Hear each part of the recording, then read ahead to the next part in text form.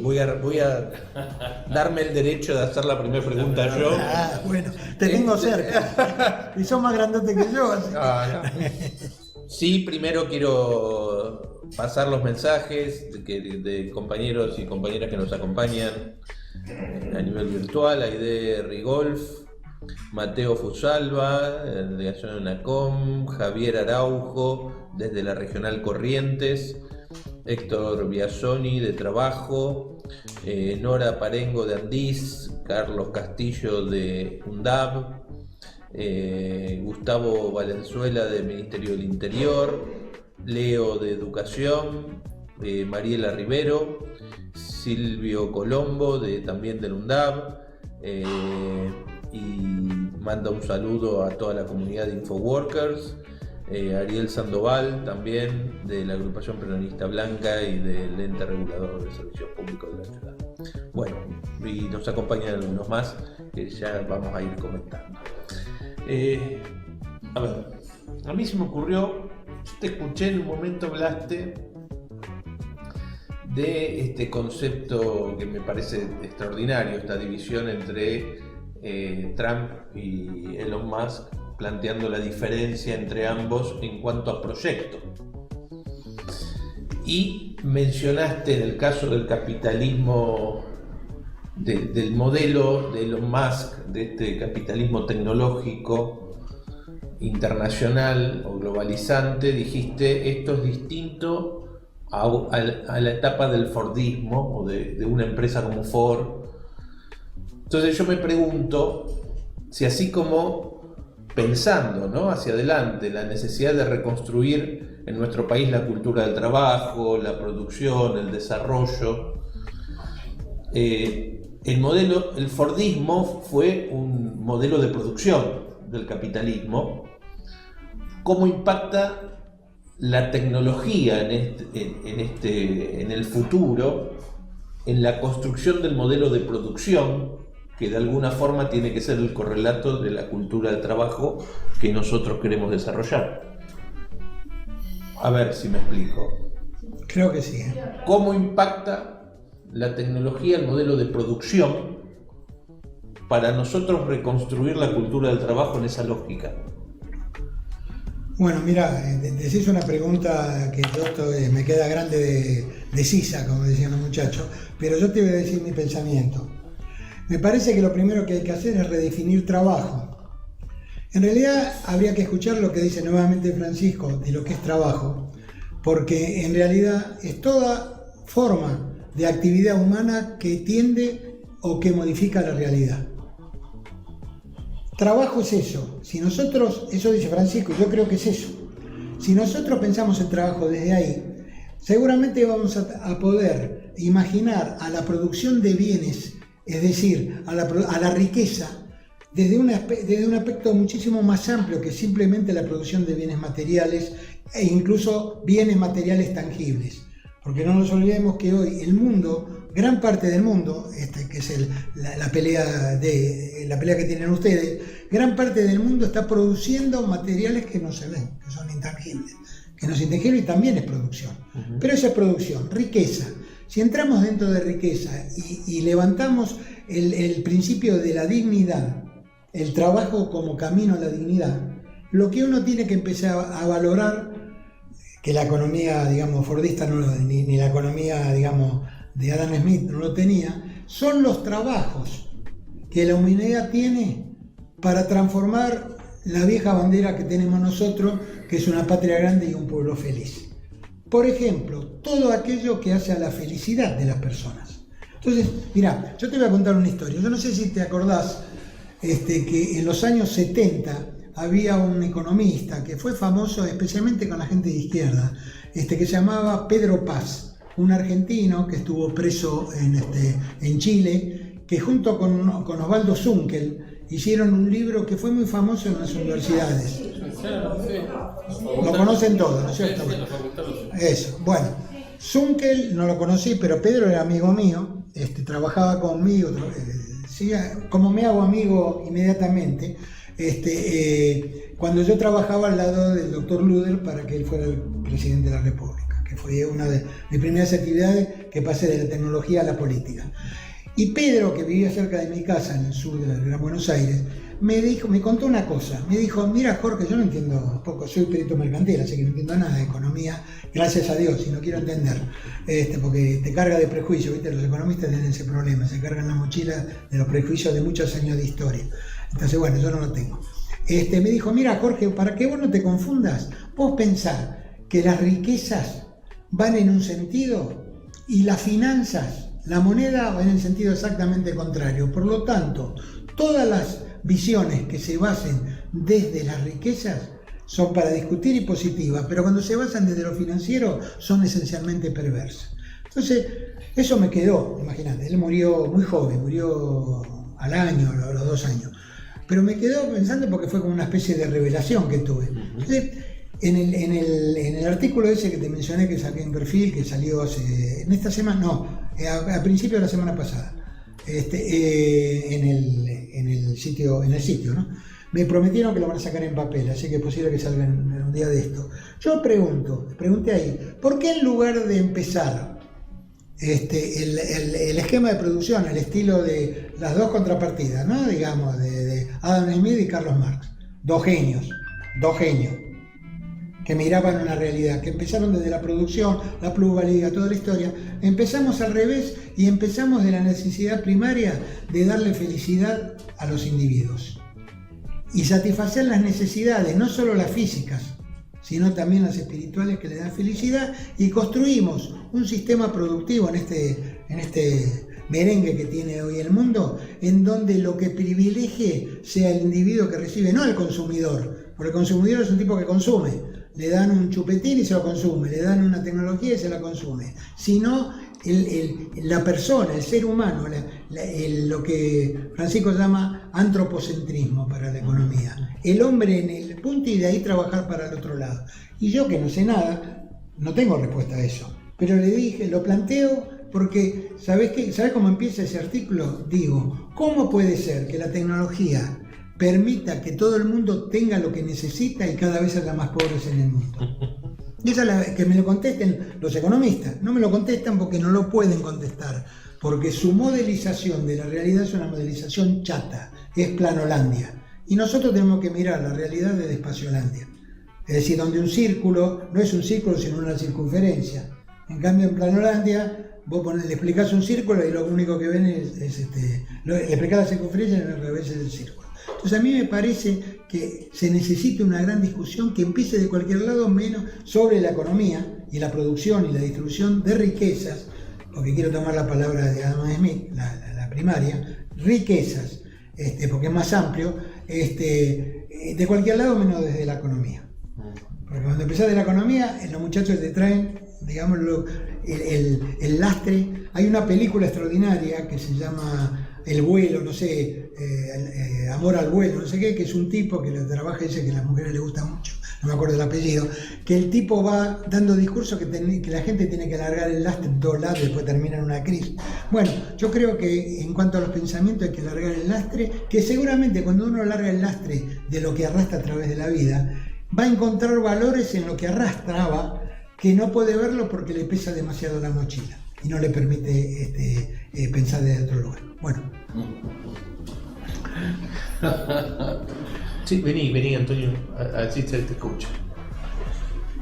¿Se escucha? Sí. No, una pregunta ahí. No, pregunta. Me llamo Jorge, vos sos Antonio y a él. Juan Manuel. Igual para los dos, seguramente. No, para él. Vos hablaste, digamos, en la presentación que hiciste, digamos, tocaste también el concepto de soberanía. Y también tocaste indirectamente los dos toda esta cuestión de lo que implica el aumento de la productividad, y fundamentalmente, no solamente en la economía mundial, sino a partir de las innovaciones tecnológicas y fundamentalmente el tema de inteligencia artificial, que es obviamente lo que está de moda hoy, entre comillas, moda respecto a esto que es innovación tecnológica. En toda la pelea y la lucha que están haciendo ustedes, porque ¿cuál es, digamos, cuál es la visión que tienen? Porque efectivamente, el sentar en la misma mesa a los responsables justamente de aquellos que generan ese aumento de productividad y generan esa crisis que tiene que ver con la soberanía tecnológica, sentarnos en la misma mesa. ¿Cómo ven esa pelea? ¿Cómo la están pensando, teniendo en cuenta toda la problemática que están atravesando de que todavía están peleando inclusive por sentarnos en la mesa en un convenio, ¿no? Sí, claro. Bueno, con esa misma dificultad y aún peor, porque sin negociar cualquier detalle de las condiciones de trabajo es difícil. Imagínate cómo se reparte. Sobre todo en un área, digamos, de la economía que está, digamos, cruzada por el desarrollo, pero también por las cuestiones financieras. Se cree que muchas de las cuestiones muchas de las inteligencias artificiales dando vueltas no son más que negocios financieros, digamos, ¿no? En búsqueda de inversiones y demás, que en el fondo, de hecho vimos casos que había, que puede ser que en realidad era una mentira la parte tecnológica y eran 10 tipos haciendo algo, buscando inversiones para juntar guita, digo. Imagínate a la hora de repartir. Yo creo que, en definitiva, digamos, hay un permanente intento de confusión por parte del sector empresario tecnológico en mezclar las definiciones de productividad y de rentabilidad. Nosotros planteamos, por ejemplo, digamos, si la inteligencia artificial o cualquier herramienta tecnológica aumenta si lo que se busca es el aumento de la productividad o el aumento de la rentabilidad, porque si aumenta la productividad y repartimos la rentabilidad excedente de eso, es una cosa. Si lo que hacemos es solamente aumentar la rentabilidad del sector empresario, del dueño de la empresa, y en realidad el trabajador es más productivo pero sigue obteniendo exactamente lo mismo, bueno, ¿cuál es la conveniencia de la aplicación de esa tecnología? Digo, es una discusión bastante abierta y bastante dura, pero me permito, lo voy a juntar con algo que estaba pensando ahí, pero que tiene que ver, digamos, para que se interprete desde qué lugar lo digo. Un poco cuando Jorge hablaba de los jinetes del apocalipsis tecnológico. En realidad nosotros primero decidimos a esta altura tratar de no hacer predicciones sobre ninguna de este tipo de cuestiones, porque la verdad es que está absolutamente abierta la discusión y hasta ahora, digamos, cualquier predicción hecha hace un tiempo atrás, hoy podemos ver cómo nos equivocábamos, digo, sobre todo en los tiempos, digo, porque uno imagina el desarrollo tecnológico y plantea determinados tiempos y hoy, 6 meses después de que lo pensó, pasó algo que uno lo planificaba para dentro de 5 años, 10 años, bueno, ya está. Entonces, las predicciones son difíciles, digo. De hecho, nosotros mismos caímos en trampas que nosotros mismos nos pusimos a discutir cosas pensando que era lejos en el tiempo y terminaron siendo al mes siguiente. Entonces, en principio nos paramos para nosotros mismos tratando de no hacer predicciones, pero lo mismo pensamos con esta cuestión elegimos no ser tampoco ni tecno-optimistas, donde la tecnología resuelve toda la cuestión, ni tampoco tecno-apocalípticos, digamos, ¿no? O sea, elegimos pararnos en el medio con la responsabilidad de la mirada del trabajador de considerar todas las visiones, no descartar ninguna, digamos, ¿no? En definitiva. Pero digo, ante estas cuestiones que bien Jorge plantea y que está bien, digamos, esa búsqueda y de acuerdo, digamos, con eso, y como decía el secretario general, también ha manifestado ese apoyo en esa búsqueda, que de alguna manera nos acerca a la búsqueda más humana, digamos, de cómo se aplica la tecnología y cómo es el impacto en el trabajo. En definitiva, en esas miradas de esos mismos tecnomagnates, que muchas veces se llaman, que son los que ellos mismos proponen un apocalipsis, che, guarda porque esto es muy peligroso, pero por suerte estamos nosotros para salvarlos a todos ustedes, y nos vienen a vender la solución de un apocalipsis que ellos mismos piensan que se está generando, plantean que se están generando. Creo que ante eso hay algo que nosotros, y más con la historia argentina, no podemos dejar de ver, que existen los trabajadores organizados. Y digo, ante cualquiera de estas cuestiones, si consideramos a los trabajadores organizados, podemos ver un camino de resolución, inclusive en cómo se distribuye ese avance tecnológico. Como ejemplo, clarito, concreto, Google. Google no tenía sindicato, y quién iba a pensar que en un lugar donde vas en bicicleta, te vestís como querés, tenés frutas para comer, una pileta en el fondo, no sé, un montón de cosas, uno iba a necesitar, digamos, hacer algún tipo de reclamo. Bueno, por supuesto que nosotros sabemos que son los lugares más riesgosos para los trabajadores cuando están trabajando en una especie de Disneylandia. Bueno, pero ¿por qué se organizaron los trabajadores y lograron tener un sindicato en Google? Que no tiene muchos años, pero hubo dos motivos centrales. Uno, muchas compañeras con situaciones de acoso, inclusive situaciones bastante graves, que promovían la organización para detener, digamos, un caso concreto de un funcionario, no sé si era gerente o qué, de Google, acusado de abuso, no sé si no de violación, pero seguro de abuso, que Google resolvió terminar esa situación despidiendo al trabajador con una indemnización de $1 millón. Digo, con lo cual se armó un escándalo terrible porque estaban premiando con $1 millón al tipo que estaba acusado por abuso. Bueno, eso motivó a las compañeras sobre todo a decir, che, esto no puede ser así. Pero lo otro, y que permitió sobre todo que el área de ingenieros se organizara y tomara fuerza en una empresa, digamos, de esta envergadura, fue que no querían trabajar en proyectos militares.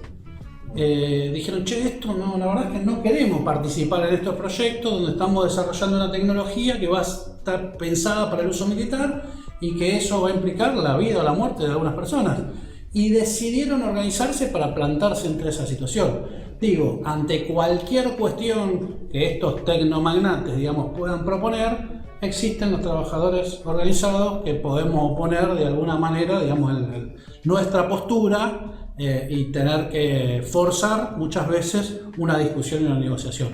En el reparto de la guita va a ser así sin ningún lugar a dudas, no queda otra, digamos, ahí no creo que haya tanto voluntarismo, no sé si... Sí. Te hago una pregunta, profundizando, tal vez porque me llamó la atención lo que vos planteaste, los motivos a partir de los cuales se organizan estos trabajadores y estas trabajadoras, que tendrían que ver más con cuestiones sociales que reivindicaciones concretas de trabajadores gremiales. Se avanzó en la consolidación de una estructura gremial que tenga que ver con justamente profundizar los derechos colectivos. Sí. Estás hablando del caso, Sí, preguntando sobre este caso concreto de Google. Teóricamente, digamos, estas empresas justamente como apuntan a un trabajo desconectado, individual, en el individuo. Sí, se avanzó, de alguna manera fue un impulso bastante grande, no solo para Google, sino para una ola que hay hoy de sindicalización en el sector tecnológico a nivel global. Ayudó muchísimo que una empresa como Google pudiera, que los trabajadores se pudieran organizar en esa empresa. Se centraron bastante los trabajadores comprendiendo, digamos, la realidad, digamos, la dinámica de la actividad. Se centraron bastante también en proteger a partir de ese sindicato no solo a los trabajadores directos de Google, sino a los contractors que llaman, los tercerizados, digamos, que tienen, porque entendían que en la medida en que estuvieran bien protegidos los contratados, se fortalecían ellos también, porque si no todo iba a tercerizarse, digamos, ¿no? O sea, tendía a tercerizarse. Pero también impactó en otras empresas que lograron tener avances en la sindicalización. Esta particularmente es parte de Silicon Valley, es parte de Estados Unidos, si se quiere, digamos, donde están concentradas gran parte de las tecnológicas, pero no es el único lugar. Y ha habido otros casos, el caso de Microsoft hasta hace no tanto, donde fue obligada a firmar un acuerdo de no combatir la sindicalización, porque además recordemos que en las formas en este caso de Estados Unidos, donde están las centrales de estas empresas, tienen casi blanqueado el hecho de combatir la sindicalización. Hay empresas que se dedican a vender el servicio de evitar que se organicen los trabajadores y facturan ese servicio, no es que lo esconden siquiera, facturan ese servicio y se los pagan, digo, o sea, está todo más o menos blanqueado. Con lo cual, digamos, en ese contexto es muy difícil hacerlo. Bueno, así todo, sobre todo en esta actividad, digo, porque hace unos años atrás nosotros pensábamos que, o hace un tiempo atrás pensábamos que la inteligencia artificial, que nosotros también participábamos en el desarrollo, faltaba muchísimo tiempo para que reemplace buena parte de nuestras tareas. Bueno, ya hoy están reemplazadas buena parte de las tareas que veníamos haciendo y por ende tenemos que ir a la formación para poder saltar este paso, digo, ¿no? Entonces, de alguna manera, esa discusión sobre la aplicación de la tecnología, digamos, tiene un impacto directo. Me perdí igual, No importa, la inteligencia artificial... Iba a decir otra cosa y en un momento me perdí. Pero no sé por qué a qué venía esto, pero bueno, espero que me haya acercado a responderte. Sí, porque tiene que ver con la caracterización del nuevo mundo, Jorge. Sí. Me disparó lo de Zucker y Paz, porque digamos es muy interesante, es un texto de la década de los 70 que habla de los modelos de desarrollo y la tecnología. Justamente esa idea de progreso indefinido se da de luces, habla de tres modelos de desarrollo y de la no neutralidad, digamos que es uno de los principios de la tecnología. Y ya el concepto de tecnología conveniente rompe esa apreciación acerca de la tecnología que es neutral. No es neutral la tecnología es conveniente, vos lo planteaste, acorde a un modelo de nación que tiene que ver con la soberanía tecnológica y que tiene que ver con un modelo de desarrollo, obviamente. Bueno, creo que ahí es donde, digamos, el problema es cómo nos ponemos de acuerdo en cuál es el modelo de desarrollo para poder después, que tal vez eso sea más complicado, es donde bajás a tierra la disputa política, ¿no? De hacia dónde queremos llegar, y en ese marco, cuál es la tecnología. Y me hizo acordar esto que pasó en Vietnam cuando ganan la revolución. Sí. Que venía, digamos, la revolución en el agro y ellos no tecnificaron el agro porque no quisieron dejar sin trabajo a todos aquellos que trabajaban en los arrozales. Entonces utilizaron ese concepto de qué tipo de tecnología, en qué momento y en qué tiempo.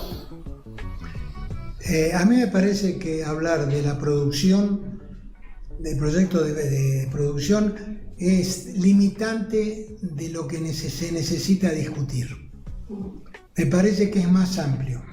Yo creo, voy a decir exactamente lo que voy a decir antes de lo que voy a decir, lo que todos ustedes van a pensar, seguramente. ¿Qué es lo que hay que hacer? Una economía que centre su objetivo en la felicidad de las personas. Entendiendo como felicidad la palabra peronista que nos puso Perón, de la felicidad del pueblo, que algunos se creía que es una palabra al pasar, todos ustedes seguramente no, y saben perfectamente lo que quería decir Perón cuando hablaba de felicidad del pueblo, que es la realización completa, alma y materia de cada individuo, como derecho. Si uno construye, por eso digo yo no sé cómo se hace, pero si uno construye desde ese lugar, se corre de la producción, porque cuando vos decís producción estás hablando esencialmente del mismo mecanismo de la revolución industrial y de Adam Smith y del amigo Carlos Marx, y de esa pelea, y después vino el peronismo, etc. No, pero está bien, pero digo, ¿qué pasa si lo tomamos de otro lado? Porque este lado termina, ¿cómo se termina con la apropiación? ¿Cómo separa la apropiación infinita de los recursos y de los bienes por parte de sectores cada vez más chicos? Y además quiero decir algo, el tema, cuando yo hablo de globalización, del apocalipsis, yo no creo que es una cuestión de futuro, yo creo que es una cuestión de presente. Creo que el trabajo que tenemos que tener es darnos cuenta qué significa eso. Yo no lo sé todo, pero me doy cuenta que algo viene muy duro. Me permitió, por ejemplo, hacer esta diferencia entre Trump y Musk hace 4 años atrás, cuando nadie, todos decían, los juntaban a todos, me miraban como un loco, digamos, ¿no? Y hoy permite visualizar. Yo les pongo un ejemplo. Se está discutiendo en el peronismo, y creo que en todos lados, el nuevo Estado. Parece, me contaron alguien que en algunos lugares hay unas personas que hablan del nuevo Estado. Bueno, discutamos el nuevo Estado. Hoy estamos en UPCN. Y le voy a decir algo que le digo a Aníbal Torreta cuando cada vez que lo veo. Muchachos, tengan cuidado con las empresas de plataforma, porque la tecnología de plataforma es totalmente aplicable en la organización del Estado. No vaya a ser que terminemos con bicicleta con el 5% de los trabajadores y con un algoritmo, un conjunto de algoritmos diciendo qué es lo que tiene que hacer o lo que no tiene que hacer el Estado para prestar con eficiencia su gestión. Que esto no va a pasar porque le hacemos lío. Bueno, está bien, es posible, pero sepan que es una posibilidad y que algunos tipos lo están pensando, que algunos tipos lo van a pensar necesariamente. Cuando él dice y tiene razón, porque la película a la que yo me refería es exactamente la película donde el tipo, que no me acuerdo cómo se llama, y si alguno me ayuda, está ese buen mozón que hacía la propaganda del café, George Clooney. George Clooney era el actor. Todo el mundo, por suerte está vos que sos la única representante femenina que enseguida la sacaste. Bueno, George Clooney, que el tipo, ¿qué vendía?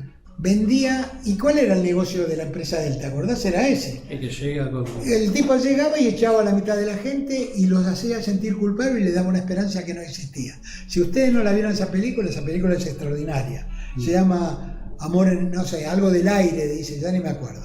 Es extraordinaria porque es denunciante. Y otra película, yo estoy haciendo, les aviso, un centro cultural con películas para discutir cosas de este tipo. Un centro, películas, yo soy bastante cinéfilo. Una película extraordinaria es No miren para arriba. Sí, no. Esa película te define lo que yo estoy tratando de decir en una cosa. No sé si la vieron, si no la vieron, véanla, y si la vieron, véanla nuevamente, y acuérdense de la perspectiva desde la cual yo estoy planteando esto. Porque suceden las cosas, está alrededor de nosotros. Cuando nosotros empezamos, muchos años antes todavía, pero digamos 25 años atrás, empezamos con el tema empezó el tema de Internet, como que nadie podía decir que no era bueno. Nosotros hablamos de la revolución silenciosa, porque el problema tecnológico es que incorpora y modifica sin que haga ruido. Hacen ruido sus efectos, pero no la incorporación. Uno dice, vamos a poner un algoritmo, vamos a hacer que los impuestos, dijo el señor, si no escuché mal, el señor jefe de gobierno de la ciudad de Buenos Aires, dijo, vamos a permitir que los impuestos se paguen con criptomonedas, o escuché mal. No, sí. ¿Qué significa eso, muchachos? Con el Fonsi más grande, con el de Falco, Fonsi se llama, ¿no? Fonsi, digamos, más grande que inventó la tecnología, que son las no lo que hizo Milei, las criptomonedas. ¿Qué significa que un Estado acepte el pago en criptomonedas? Esto hay que discutirlo, pasó inadvertido. Y la gente va a decir, sí, yo tengo una criptomoneda, pago con cripto mejor y si gano, lo lógico. ¿Quién está hablando de eso? Y estas son cosas que tenemos que hablarlo desde un lugar que es, digamos, que es de 3 dimensiones, que no es Planolandia. Alguien lo tiene que hablar. Yo creo que la discusión, entonces, y ahí te dejo más, me meto y cruzo. Parezco Chiavi. El jugador de fútbol. Sí, no el otro, está bien. El otro también lo miré porque dije, confesión de parte de prueba. Digo, quizás el problema sea plantear en el marco de la tecnología, ¿no? Que la tecnología no debe ser el centro de la discusión o del escenario político, sino el hombre. Así es. O sea, y me parece que ahí está la contradicción de modelo. Si uno pone a la tecnología dentro del centro de la construcción colectiva, como herramienta, como impulsor de ese, o al hombre como el impulsor de la política. Digo, creo que ahí es donde se juega. Yo estoy totalmente de acuerdo con esto, totalmente de acuerdo. Es un cambio de la perspectiva de donde se discuten las cosas reales. Las cosas reales hay que discutirlas porque esto, lo que planteó el compañero, lo que plantea él como respuesta, lo que están haciendo ellos, son las cosas, la lucha está ahí, pero ¿desde qué perspectiva lo hacemos nosotros? Si lo hacemos desde la perspectiva de desde otra perspectiva, vamos a perder, porque la velocidad de transformación es más fuerte y la calidad de transformación es más fuerte que la capacidad de los instrumentos que nos dieron de un lado y del otro, incluso el liberalismo y también don Carlito el Alemán, para comprender el fenómeno que está sucediendo. No podemos entender solo esto como un problema de reparto de plusvalía, muchachos. Esto es otra cosa, que no sé cuál es, porque yo no sé, porque si no no estaría acá, digamos, estaría dando conferencias. Pero sé que de esa manera el centro del ring lo tienen los otros. Sí, yo lo que estaba pensando es, a ver, no tendríamos que rediscutir desde dónde arrancamos cuando hablamos de economía o de tecnología. O sea, en algún momento la economía cuando nace era una ciencia social muy sencilla, en la cual los grupos humanos que se reunían veían cómo hacían para abastecerse de lo que necesitaban. Poco a poco se fue despegando de allí y empezó a aplicar todo. Así es. Y yo creo que ahora con la tecnología nos pasa lo mismo. Yo hace poco, tergiversando un poco el concepto, decía que estábamos como si Marx había hablado del fetichismo de la mercancía, quizás hoy tendríamos que discutir el fetichismo de la tecnología. En la medida que le damos una inevitabilidad a los procesos tecnológicos, es algo así como, haga lo que hagas, esto va a pasar. Entonces, si esto va a pasar, hagas lo que hagas, ¿para qué existe la política? Perfecto. Que me parece que a lo que la pelea que tenemos que dar es volver a poner la política en términos aristotélicos. Así es. A la política en el centro. Y es y si lo que vamos a buscar es el bienestar común, y si vamos a buscar la convivencia entre todos nosotros, la economía y la tecnología van a estar en función de esto. Nosotros, lo que han logrado es que nosotros, la política arruina la economía. Cuando se mete la política, se arruina la economía. Entonces, saquemos la política, la economía se autodetermina. Y lo mismo pasa con la tecnología. Si a nosotros nos quitan el espacio de discusión de esto, en términos de, creo que es eso lo que yo entendí por tecnología conveniente, ¿cuál es? Aquella que es proactiva al bienestar común, aquella que es necesaria para el bienestar común. Aristotélico es eso, es así. Me parece que ahí es donde nos cambiaron la cancha. Sí, señor. Y que nosotros dejamos que nos llevaran a jugar todos los partidos de visitante. Sí, señor. Volver a poner la política en términos aristotélicos en el centro de toda la cuestión y como determinante de lo que sí y lo que no. Bueno, ahí me parece que está un poco... Es tal cual lo dijiste, como diría, no me acuerdo quién, sabias palabras, don Laguna. Bueno, digo, sabias palabras, don Laguna. Ahí, por ahí pasa, creo. Además te quería preguntar una cosa, con el tema OIT. O sea, porque la verdad que me pareció tan brutal en sí mismo que esta gente vaya a la OIT a decir que ni sueñen con que se van a sentar a negociar. O sea, esta gente va a la sede misma del concepto tripartito y de negociación y de diálogo social a decir todo lo contrario, a decir que ellos no creen nada de eso. Así es. De hecho lo dijeron casi con esas palabras, dijeron que no aceptar lo que ellos venían a decir ponía en riesgo ¿qué palabra usaron? El prestigio de organizaciones como la anunciando que iban a tratar de socavar y de hecho dijeron, bueno, capaz que nos iremos. Pero además, en esta discusión globalizada y demás, también era llamativo que los países que acompañaban la postura empresaria, uno podría decir, bueno, Estados Unidos por supuesto, pero los chinos también. Claro. Entonces, explica muchas cosas. Imperialismo. Por supuesto. Claro, Por supuesto, la discusión es el imperialismo. Es la política. Una pregunta. Cuando hablábamos de tecnología conveniente que surge en los años 70, hablábamos de un país que se estaba industrializando, entonces producíamos tecnología. Hoy por hoy estamos viendo que nos corren el arco un poco más. ¿Por qué? Porque se está hablando de un país que se basa en la economía financiera y en la producción de tecnología y de sistemas hacia afuera, sin que quede el valor agregado en la Argentina. ¿Qué piensan de eso? ¿A quién le preguntas? No. Yo tengo algo que decir. Yo tengo muchas cosas para decir. Podemos hacer otro programa si quieren. yo voy a poner un ejemplo. Un ejemplo chico. Mira, antes de que llegara Milei al poder, nosotros teníamos una muy buena vinculación con la Universidad de la Defensa.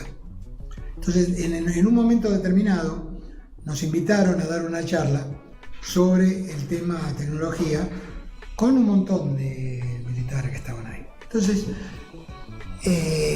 yo les dije algo que responde esto. Te lo cuento porque con la anécdota, porque es el núcleo de lo vas a entender mejor. Mira, el tipo más importante para la tecnología es el que la demanda. Es un poco lo que decías vos. Toda tecnología tiene razón de ser en la medida que hay una necesidad, y la necesidad surge de la gente. Estoy hablando del principio aristotélico, de la época que Aristóteles miraba, desde allá. Por lo tanto, si nosotros, le decía yo a ellos, si nosotros no tenemos la capacidad o no podemos que cientos de miles de personas estén programando por $1000 a empresas que están en cualquier parte del mundo menos acá, es porque no tenemos demandantes de tecnología con la capacidad de demandar y conformar una estructura de calidad que permita que esa, como decía Jauretche, creo, que esa canilla que tira el agua para afuera de la riqueza vuelva otra vez hacia adentro. Y ustedes, la Defensa Nacional, son un demandante extraordinario que en este momento no demanda, porque le compran a los israelíes, digamos, no hacen nada. Entonces, el principal problema que tenemos para que no pase eso es que los que somos, los que necesitamos, porque si este país estuviera perfecto no necesitamos hacer nada, pero está llena de necesidades. Cuando hablo de tecnología de construir una casa también, ¿eh? Tecnología es todo. Está lleno de necesidades y no tenemos actores que demanden para conformar trabajo que se necesita. Como decía Perón, ¿cómo es posible que en la Argentina no haya trabajo cuando está todo por hacerse? Decía Perón. Sí. En la Argentina está todo por hacerse. Nos falta, ahí nos cae, al que le caiga el sayo que se lo ponga, a mí me cae y a mi generación le cae en gran forma. No hemos desarrollado la capacidad de generar el trabajo que dé felicidad a los argentinos. No lo hemos hecho. Quizás confundimos algunos, en alguna etapa confundimos que lo que había que hacerle es darle unos mangos. Por eso aparecen algunos individuos ahora que están planteando la asignación universal, cosa con la cual me opongo, yo, Jorge Giacanini, no sé ustedes qué pensarán, disculpen, me opongo frontalmente. Porque eso, ¿saben qué es? Es institucionalizar la mendicidad. Eso es institucionalizar la mendicidad. Lo que hay que dar es trabajo, compañeros. Y el trabajo se hace cuando uno tiene la capacidad de generar emprendimientos que generen trabajo. Entonces, me parece que ustedes, los compañeros a los cuales amo, que es el movimiento obrero, son actores fundamentales, en eso coincido absolutamente con él, son actores fundamentales en pararse en ese lugar. Pararse en la demanda de ese lugar. Mirá, voy a contar una historia chica, pero también vale. Yo estuve hablando con la gente de Foetra, con el gerente de ARSAT. ¿Cuál es la que cierran ahora? ARSAT, ¿no? No, ARSAT. Entonces le digo, lo de Foetra, qué sé yo, el gerente es un muchacho que es miembro de la comisión directiva. ¿Y por qué están peleando ustedes? No, porque son 380 puestos. ¿Y por qué más? Le digo. No, porque son 380 puestos. Flaco, ustedes no tienen que pelear solo por los 380 puestos. Tienen que pelear por lo que representa ARSAT, por lo que es ARSAT. No son los 380 puestos, son lo que es ARSAT. ¿Qué desaparece cuando desaparece ARSAT? Si no lo hacen los trabajadores que están ahí adentro, ¿quién lo va a hacer? ¿Qué no van a hacer los empresarios que juegan en el círculo rojo? ¿Lo va a hacer Milei? ¿Lo va a hacer la destruccionera? ¿Quién lo va a hacer? ¿Lo van a hacer los políticos dentro de la estructura? No va por ahí. El ámbito principal es me parece. Así que yo cuando pasaste la lista, es un comentario. Sí, me imagino que pasaron la lista de, digamos, los argentinos que habían. Apareció uno que es Modo, un economista de Santa Oficina. Hace poco en una charla con él mencionó dos cosas que tienen esto que estábamos hablando. Él dice que de las empresas argentinas solamente un 5% hoy demanda tecnología. 5%. Y la segunda, que una de las burradas más grandes que hicimos cuando gobernamos en la década ganada fue asalariar la pobreza. Sí, señor. Sí, señor, es así. Sí, si me permitís un poco para también responder ahí por ahí tengo una mirada un poco más centrada en la actividad nuestra, en la actividad privada, digamos, informática y sobre todo en el desarrollo de software, que tal vez es dentro de nuestro sector lo que más ha crecido desde la ley del software para acá. Y no estoy tan de acuerdo que sea solo eso. No digo que sea errada, digamos, la mirada, pero no estoy tan de acuerdo de que sea por ahí, digo, esto de la demanda, y que es cierto que podría haber más demanda acá, pero tampoco es que eso impide y no debería impedir justamente trabajar hacia afuera. De hecho, esta gestión globalizada, digamos, dentro del desarrollo tecnológico, sobre todo el del software, porque tiene esto de la intangibilidad, el tema de cómo elaborarlo, distribuir en los procesos productivos, porque también hay una cuestión de producción, hace que también no solo sea intangible el producto, sino que también es intangible el empleador, es intangible el salario, es todo intangible. Entonces complica bastante esto que decía, la organización de alguna manera de los trabajadores para poder discutir estas cosas. Ahora, yendo a una cuestión un poco más, no tan filosófica, insisto, no digo que no sea por ahí, digo, pero digamos, en lo que vemos nosotros en el día a día y en lo que vemos en la aplicabilidad y demás, yo creo, y más conversando con UPCN, digamos, creo que es importante en esta cuestión tanto de lo que alguna vez definíamos como soberanía tecnológica y pensábamos en una década, digamos, justamente el tema de los satélites y el tema de poder hacerlo, que está muy bien y acompañamos, por supuesto, toda esa impronta. Y el anillo digital. El anillo digital, digamos, Argentina conectada, que se pensaba inclusive en Patria Grande conectada, digamos, un anillo en toda Latinoamérica. Hay un montón de cuestiones, digamos, que están muy bien y que es por ahí. Pero digamos, hoy a nosotros nos gusta pensar o nos gusta decir y imaginarnos la cuestión como con un concepto de soberanía del conocimiento. Digo. No es solamente, digamos, la cuestión de la tecnología en sí, sino en cómo gestionamos el conocimiento disponible. Y en el Estado, sobre todo en el Estado Nacional, es fundamental saber cómo gestionamos ese conocimiento, porque lo que pasa es que la pérdida de soberanía se da en delegar en determinadas áreas del Estado la gestión de ese conocimiento en un contratista privado, que no nos parece que esté mal. Lo que nos parece que esté mal es que no sabemos qué hace, que ninguno de nosotros sepa cómo hacerlo. Tuvimos una experiencia de algunos compañeros que entraron en la gestión del gremio, digamos, a pedido de un funcionario del Estado Nacional hace unos años atrás, y que lo que hicieron fue de alguna manera reemplazar algunos servicios que estábamos pagando a una empresa extranjera por una buena cantidad de dinero,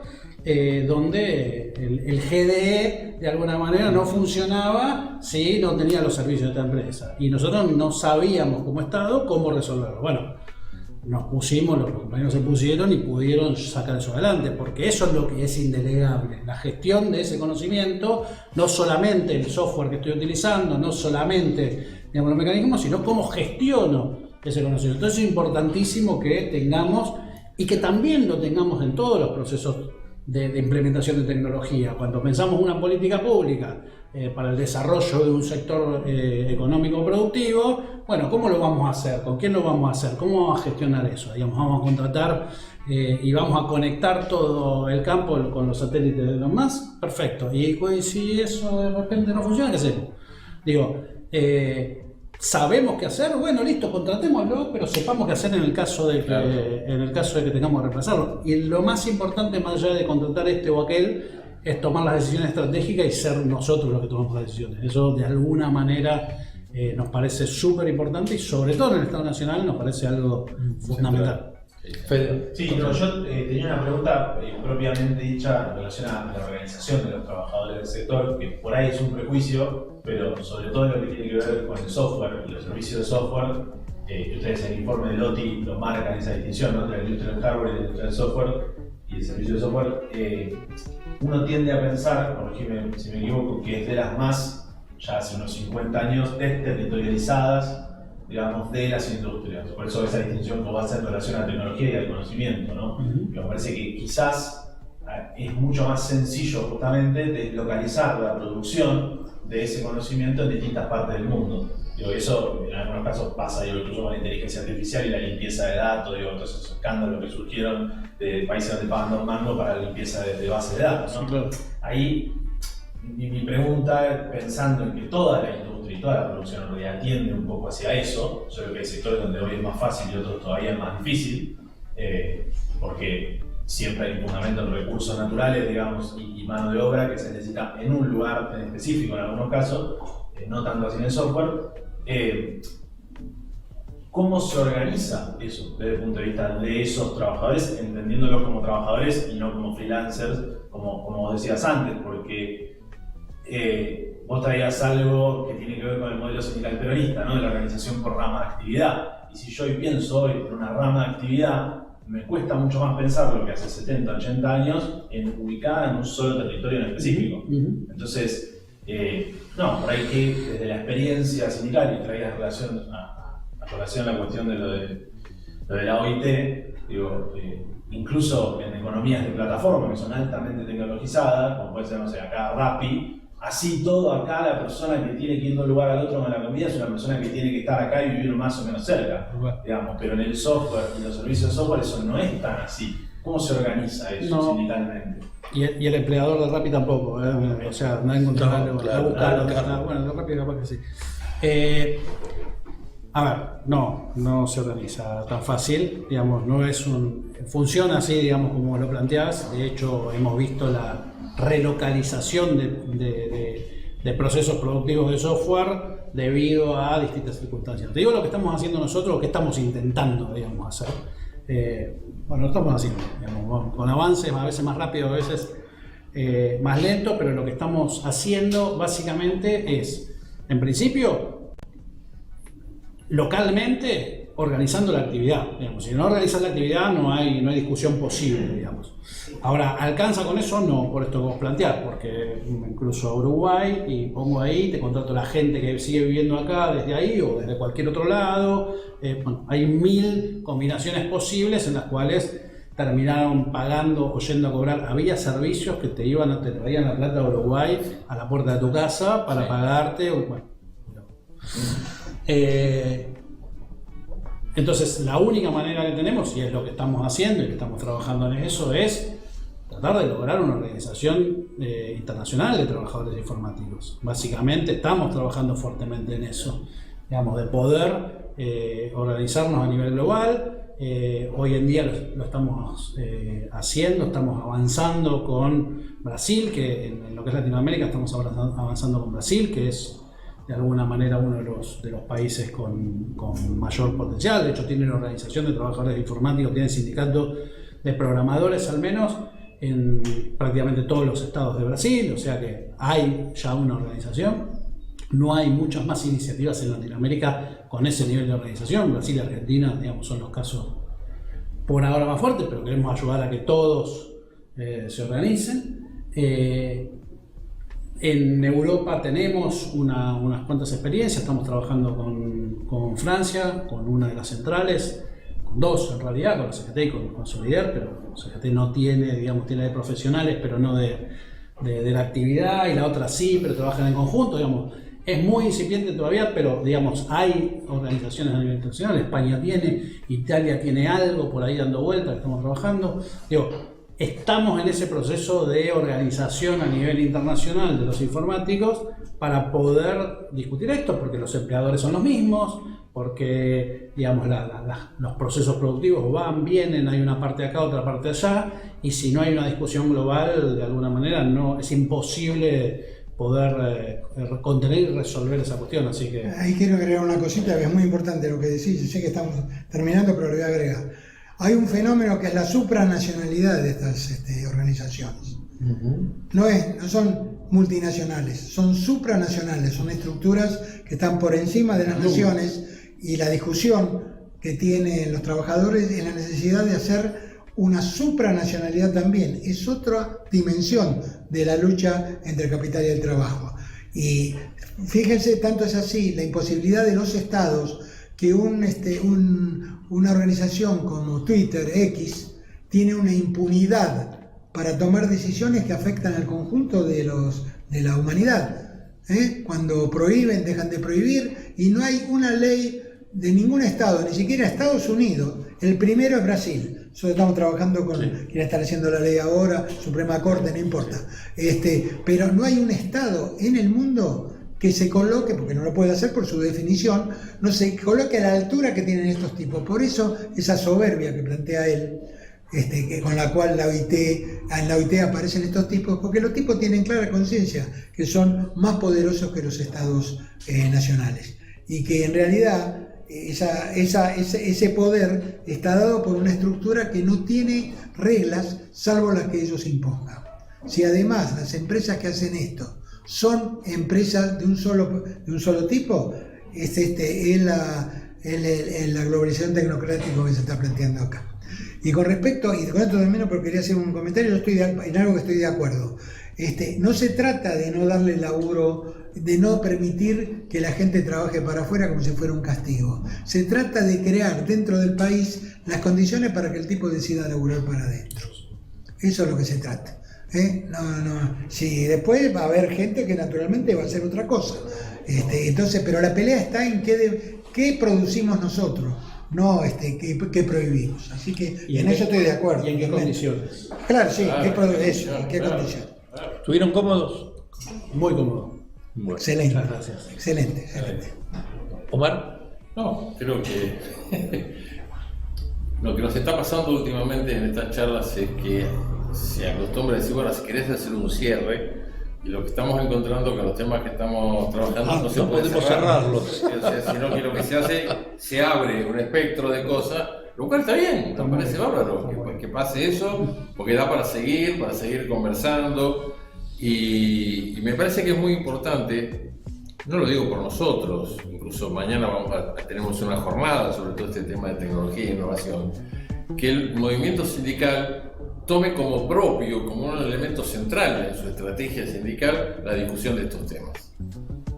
Digo eso porque, yo también termino porque si no nos vamos a ir a nosotros nos vienen vendiendo el buzón hace mucho tiempo que tenemos que discutir los cambios en el mundo del trabajo. Y nosotros lo hemos terminado aceptando, con lo cual digo, hemos puesto la trinchera a la puerta de casa. Cuando en realidad lo que quizás tenemos que discutir son los cambios en el mundo de la economía y de la producción. Sí, señor. Ahora, pues nosotros no discutimos las consecuencias para los empleadores o para todas estas empresas transnacionales. Lo que terminamos discutiendo es cómo hacemos para que no se pierdan los puestos de trabajo, nada más. Así que me parece que es muy importante, creo que es un tema estratégico, creo que es uno de los temas centrales que el movimiento sindical tiene que tomarlo. Y como ex presidente para América de un sindicato global, que es la ISP, no te quepa duda que el camino pasa por ahí. Nosotros incluso llegamos en algún momento a lograr hacer paros de trabajadores aduaneros de Uruguay, Chile y Argentina al mismo tiempo por un problema que había en uno de los tres países. Y es como que se cambia la discusión, porque entonces los estados dicen, ellos también vienen, son uno solo, por los empresarios. Así que no te quepa duda que es el camino. Y el tema de tenemos que ser globales nosotros también. Sí, señor. Bueno, hemos llegado al final. Cumplimos lo mejor posible el tiempo que teníamos previsto. No es menor hacer simplemente la reflexión de que sea el movimiento obrero quien establezca y genere estas discusiones y esta agenda para instalar el debate acerca de cómo reconstruimos nuestra patria y nuestro destino nacional. Yo coincido que son los trabajadores quienes deben, y los trabajadores organizados, quienes tienen la capacidad y el derecho de construir ese modelo alternativo que le genere felicidad a nuestro pueblo y grandeza a nuestra nación. Por eso seguiremos entablando discusiones, planteando agendas, como dice Jorge, claro, por supuesto, discutiendo por qué el Estado, cuál debe ser el Estado que debemos tener, que merecemos los argentinos, que se merece nuestro pueblo, porque en definitiva debería ser el reflejo de la identidad y de la necesidad de nuestro pueblo. Y es un debate que nosotros vamos a sostener y vamos a mantener en este ciclo que ya lleva 6 años y en todos los demás ciclos que tenemos desde la Secretaría de Profesionales y la Agrupación Peronista Blanca de UPCN. Así que los esperamos a ustedes en la próxima charla de café, en el próximo bar del encuentro. El próximo miércoles vamos a estar compartiendo con ustedes un bar del encuentro para debatir y discutir entre nosotros estas cosas y para seguir ampliando nuestra mirada y nuestra agenda para construir ese modelo que es responsabilidad de todos poner en práctica para nuestro país. Así que gracias, nos vemos en la próxima charla de café.